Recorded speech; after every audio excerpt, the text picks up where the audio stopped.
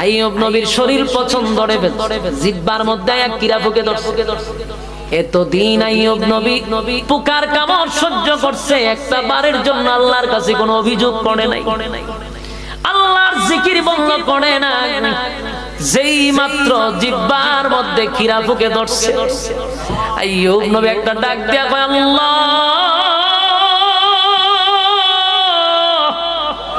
সব সহ্য করছি, কোনো অভিযোগ নাই গো, শরীর তুমি দিছ, তুমি খাওয়াইছো, আমার কোনো অভিযোগ নাই, আমার কোনো কষ্ট নাই।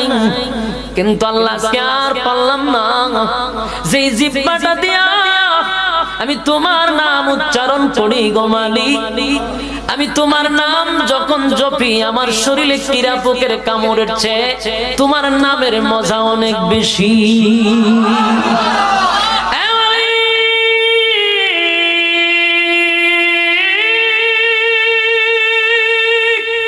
জিহ্বার মধ্যে কীড়ায় ধরছে গো, বরদাস্ত করতে পারি না, বরদাস্ত করতে পারি না। আল্লাহ আমার জিহ্বার মধ্যে তুমি কীড়া পোক লাগায়ও না, আমার যেন তোমার ডাকতে কোনো অসুবিধা না হয়। আল্লাহ বলেন, ফেরেশতারা রে, আমি আর বরদাস্ত করতে পারি না। আমার আইয়ুব আমার জন্য এই পরিমাণ ত্যাগ করছে, এই পরিমাণ কষ্ট করছে, একের পর এক পরীক্ষা দিছি, আমার আইয়ুব পরীক্ষায় ফার্স্ট ডিভিশনে পাস করছে।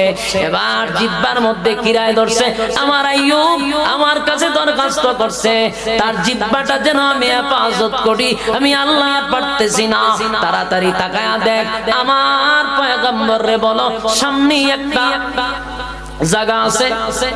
আইয়ুব নবী সেখানে তাকায়া দেখে, এই আইয়ুব এই পুকুরে তুমি গোসল করো, এই পুকুরে তুমি গোসল করো। আইয়ুব নবী পুকুরের মধ্যে লাফ দিয়া যখন পড়ছে, যেই পানির নিচ থেকে ডুব দিয়া দাঁড়ায়, আগের চেয়ে আল্লাহ সুটাম দেহের অধিকারী, আগের চেয়ে সুন্দর চেহারা আর আকৃতিতে আবার ফিরায় আনছে।